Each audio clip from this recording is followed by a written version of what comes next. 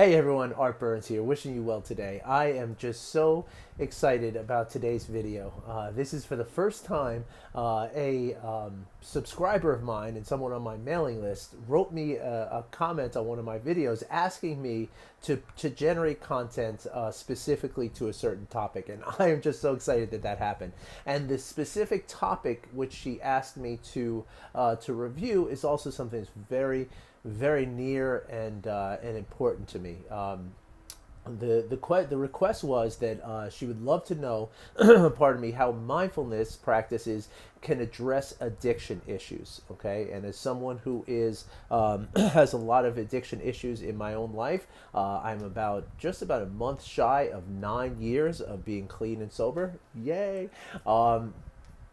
This is obviously a very important topic for me, and so I am going to do my very best to really explain this clearly and without getting too geeky and sciencey, and try to deliver some really important information. But now more than ever, I always say this in every one of my videos, that if you want to talk about any of this stuff, please let me know. And this topic especially, okay, if you are someone who is dealing with addiction issues of any kind, and it's not just chemical addictions, right? You're talking about even workaholism, addiction to certain TV, even pornography, or sex addiction, any kind of addictions. It goes beyond just alcoholism or drug addiction or anything like that. Like, there's many ways in which we can be addicted: overeating, all kinds of different things, right?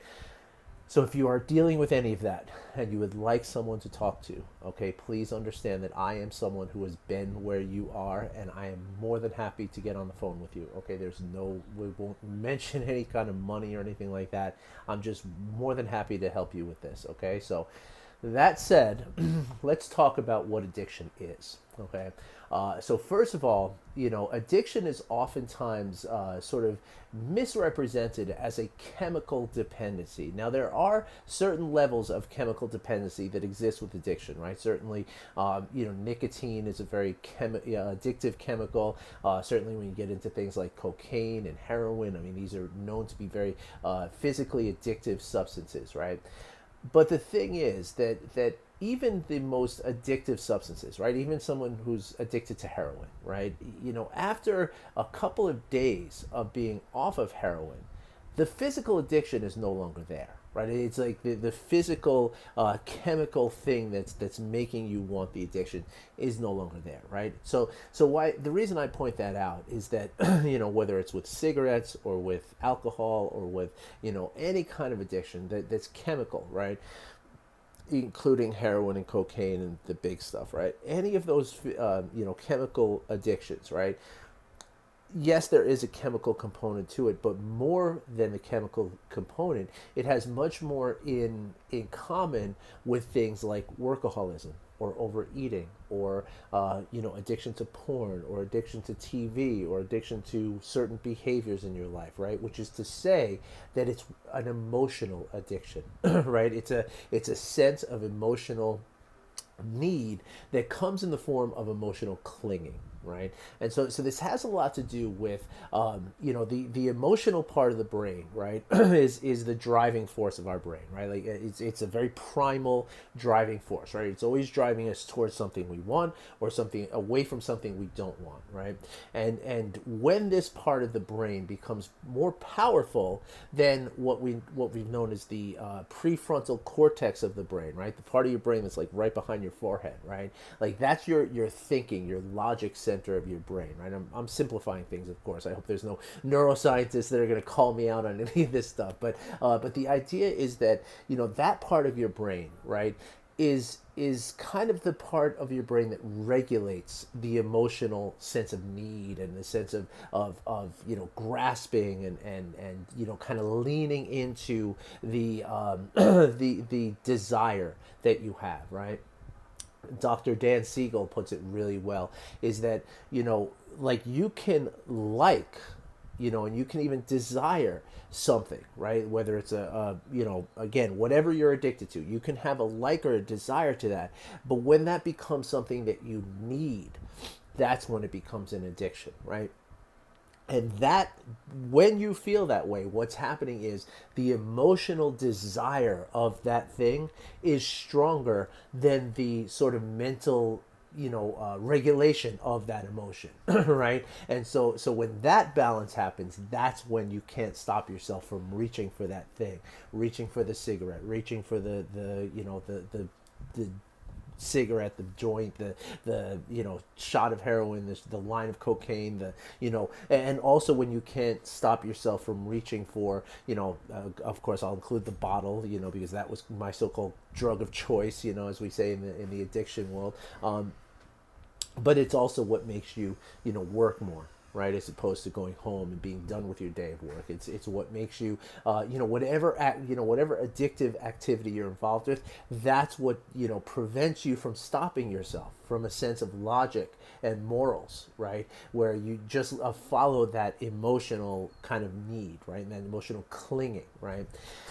And so mindfulness addresses that very, very directly. Okay, again, the word that comes up when you talk to neuroscientists and doctors about addiction, the word that comes up most often is clinging or grasping or attachment, right? And that's the feeling, is that without this thing, you can't be okay, right? Like you need it, right? You're clinging to it. And so one of the very direct ways in which mindfulness works is that while we're practicing mindfulness, which is paying attention to what's happening as it's happening, and we're doing meditation, we're practicing exactly letting go of those grasping, right? Like it's a very foundational aspect of what we're doing. Okay, so that's one thing that mindfulness absolutely, and also on a physiological level, right, of the brain anatomy, mindfulness and meditation are known to strengthen that prefrontal cortex, and therefore gain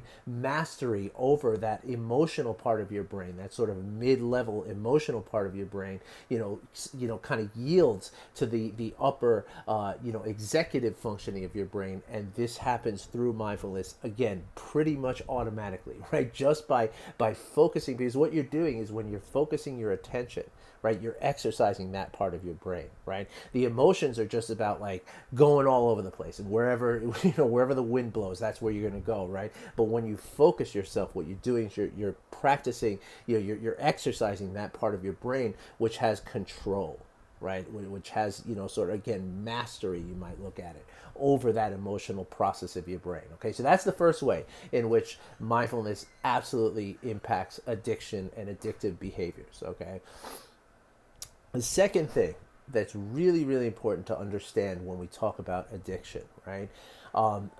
Addiction, the opposite of addiction is not sobriety. The opposite of addiction is connection. Okay, so with that statement, let's examine how that works within the brain and the mind, and how this feeds into addiction issues. Okay, there's a part of your brain, okay, that's called the default mode network. Okay, and it's basically a series, a network of neurons in your brain that lights up in a specific time, right? And that time is when you're not engaged in a task oriented activity, right? So in other words, when you're doing something that you don't really have to think about, right, that's when that default mode network is active. Now, part of that default mode network is something called the post cingulate cortex. Right? I'm very impressed that I remember that. It's called the PCC. That's how I know it, but it stands for post cingulate cortex. Right?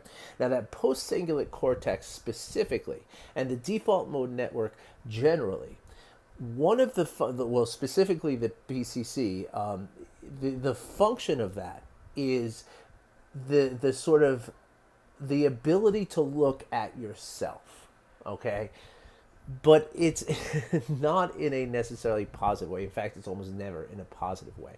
What the PCC specifically, and the DMN, the default mode network generally, are doing is giving you not only just a sense of yourself, right? Not only kind of encouraging you to and pushing you towards thinking about yourself, but they're doing two really important things, right? Or two very impactful things. They're making you feel a sense of separation with yourself, right? That you are separate from the rest of the world, right? also because of how it also kind of the way that our brains are wired generally is to kind of look at the negative aspects, right? So as you're, as the PCC and the DMN are kind of influencing you to think about yourself, generally speaking, you're thinking about the negative aspects of yourself. Okay, so this is a very important and very dangerous, volatile combination for someone who's, predisposed to addiction issues, right? Which is to say that not only are you getting a sense of isolation, right, but you're also getting a sense of negative isolation, right? And so, so this is where, a lot of times what you do is you then turn to something, right? This is where we bring into the picture the dopamine, right? The reward part of our brain, right? Which is something that, kind of, they call it a vertical reward process, right? It kind of comes from down in our body into our brain, if you will, right? And so when we get a shot of dopamine, right, that makes us feel better in that sense of separate self and sort of negative separate self, right? And so what you're doing, again, that's an emotional concept, right? Like that's I want to feel better about myself. I'm not thinking realistically on what is actually happening here, but instead I'm going to, engage in this, this thing that's going to make me feel better about myself. And that has a lot to do with the addiction. That is why we reach for a drink. That is why we reach for a cigarette. Number one, we're distracted. We're in that place of the default mode network where we're not focused on something. And so we're just, our mind's just, okay, I'm just going to mindlessly grab this thing or mindlessly eat this thing or mindlessly drink this thing. And then what that does is that gives us a little shot of dopamine. We feel better about ourselves. We don't feel that disconnection, or at least the disconnection doesn't hurt so bad, right? Because we get this shot of dopamine, right? So that is more the addiction that's what we're addicted to rather than the substance itself. Like, for instance, I was, a very heavy drinker for many, many years. Drinking would hurt me, like very, very badly hurt me, but yet I did it all the time. So it wasn't that I was addicted to the actual substance. I was addicted to that sense of relief that it brought to me. Okay, so now how does mindfulness address that? There's two really important ways. Okay, first of all, with regards to that dopamine rush, right? When we're practicing paying attention to what is happening, okay, and part of what we do when we practice mindfulness, and it's a training of the mind, okay, it's really important to understand that, and a training of the physical brain, right? Like, as we practice, what we're doing is we're forming new neural networks, okay? It's called neuroplasticity. It's the way that our brain changes under the sort of influence of practice, right? And so as we're practicing mindfulness on a daily basis, we're actually changing the structure of our brain so that reward system, kind of gets changed with it, right? And what we're doing is, by paying attention to what's happening as it's happening, we're doing so with a sense of acceptance, right? With just a non-judging, open, curiously accepting of what is going on right now.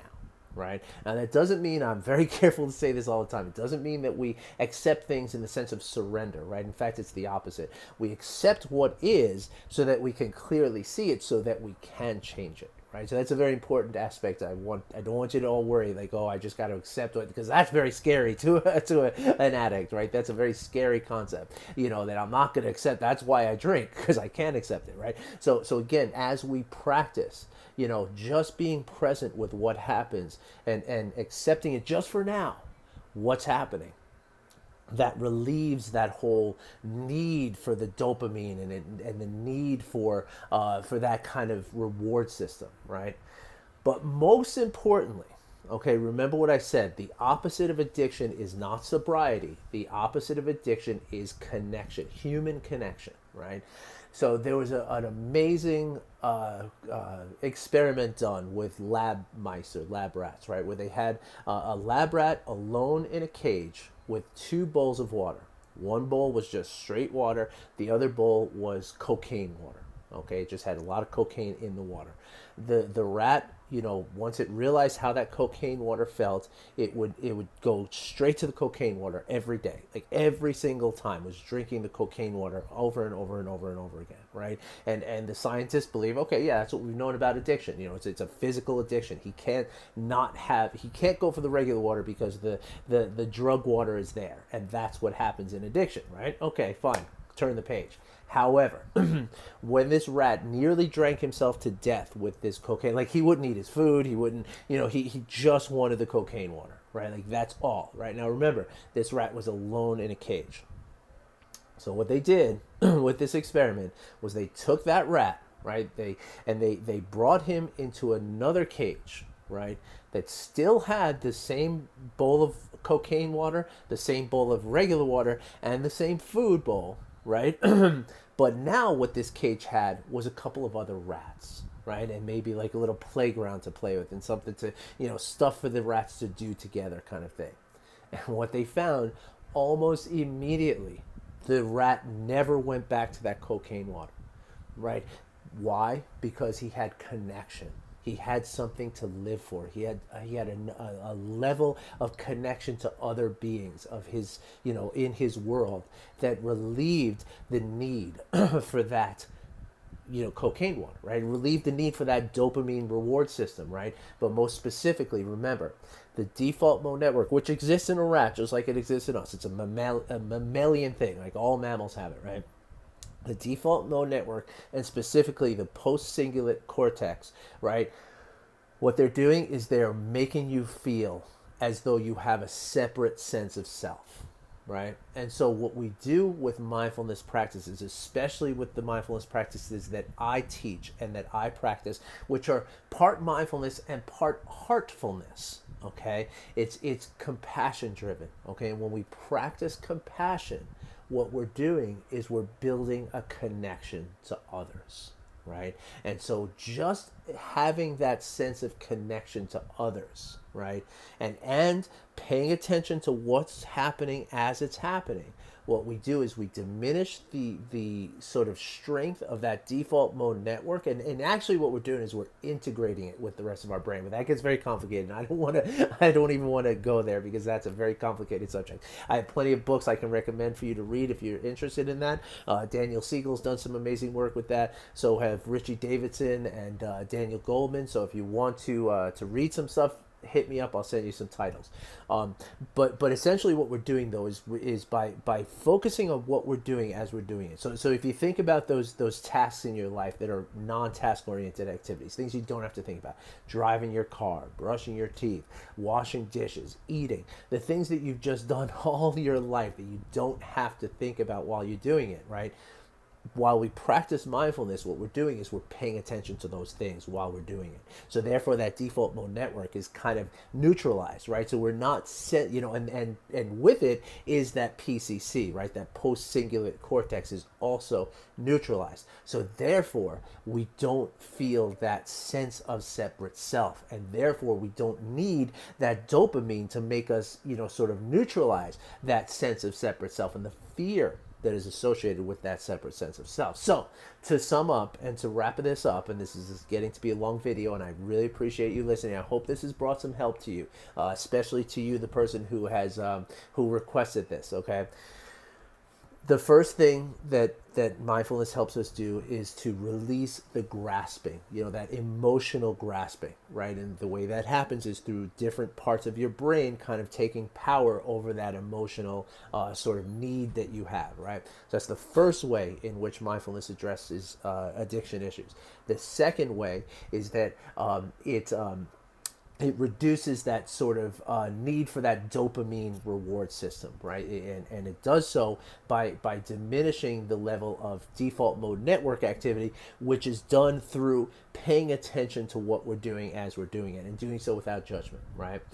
And third, and most importantly, because remember, I can't say this enough, okay? Because everybody thinks that the opposite of addiction is sobriety. Like if you just dry out, you'll be fine. And that's not true, okay? And that's why people become addicted to other things when they give up one thing, right? And so the opposite of addiction is not sobriety, the opposite of addiction, is connection. And by practicing compassion, which is part of mindfulness, loving kindness, the idea to be kind to others, and compassion, the ability to want to connect to someone through our common suffering, and compassion for yourself and compassion for others is the same thing, which I've talked about in other videos here.